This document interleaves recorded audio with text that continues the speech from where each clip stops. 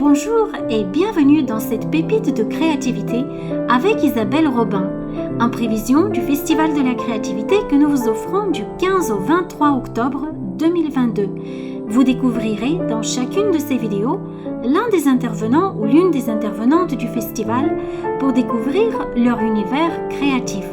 Aujourd'hui, nous sommes avec Isabelle Robin, enseignante, artiste et professeure d'art créatif. Bonjour Stella, bonjour Emmeline et bonjour à toutes celles qui participent au Festival de la créativité. C'est un honneur pour moi d'y participer. Je suis Isabelle Robin, je suis passionnée de pédagogie et d'art créatif. Pourtant, au niveau de l'art créatif, il a fallu que j'attende 45 ans pour commencer à dessiner et à peindre. À cet âge-là, un ami à moi décède et quelques jours avant sa mort, il me dit « J'aurais tellement aimé faire de la musique ». Ça a été un déclic pour moi. Je me suis dit que je voulais pas, le jour de ma mort, dire « J'aurais tellement aimé dessiner et peindre ». Bien que j'ai pris la décision de commencer à dessiner et à peindre, ce ne fut pas si simple que ça. Il m'a fallu quelque temps avant de réellement me mettre à la création artistique. Dites-moi que j'ai mal entendu. La création artistique? Madame se prend pour une artiste. Je vous présente Zaza. Zaza, c'est ma petite voix et plus précisément ma critiqueuse. Non mais moi j'ai les pieds sur ravageur. terre. Je suis Autant vous dire inconsciente. qu'au début, elle n'hésitait pas. Non mais qu'est-ce que c'est moche.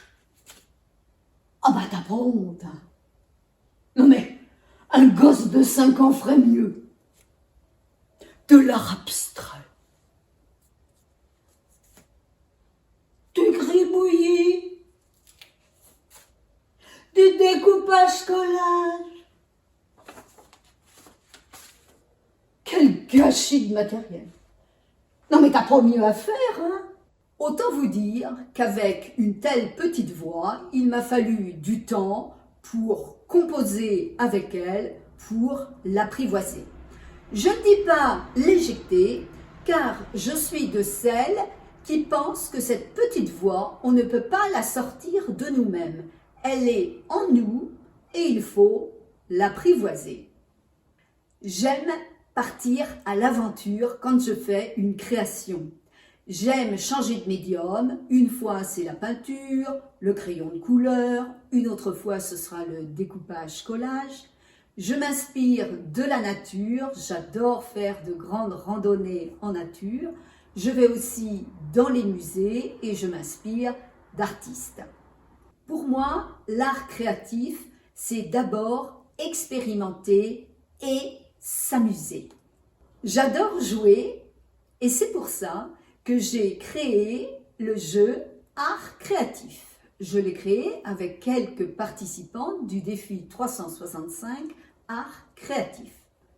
Le but du jeu répond à un problème que les débutantes rencontrent souvent, mais aussi parfois les personnes qui sont plus avancées. Le problème de la page blanche. J'ai envie de créer, mais je n'ai pas d'idée. Qu'est-ce que je vais faire? Eh bien, avec le jeu, fini la peur de la page blanche.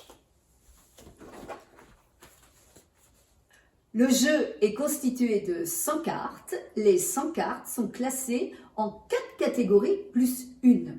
Il y a la catégorie action, déchirer, peindre, dessiner. Il y a la catégorie outils, feutre, pâte à modeler, fusain, peinture.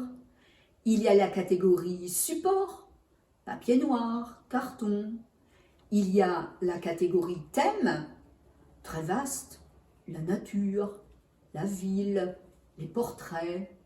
Et il y a une 5e catégorie qui est la catégorie artiste. J'ai mis beaucoup de femmes artistes et un petit peu d'hommes artistes. Ce jeu, c'est aussi un petit peu ma contribution pour mettre à l'honneur des femmes artistes qui sont souvent oubliées dans les livres d'art. L'atelier que je vous proposerai lors du Festival de la créativité se divisera en deux. D'abord, nous travaillerons un petit peu sur cette petite voix de manière à ce qu'elle nous laisse tranquille au moins le temps d'une création. Ensuite, je vous proposerai des techniques fort simples pour pouvoir s'amuser et créer. J'ai hâte de vous retrouver sur le Festival de la créativité pour partager nos trucs, nos astuces et pour nous amuser en créant.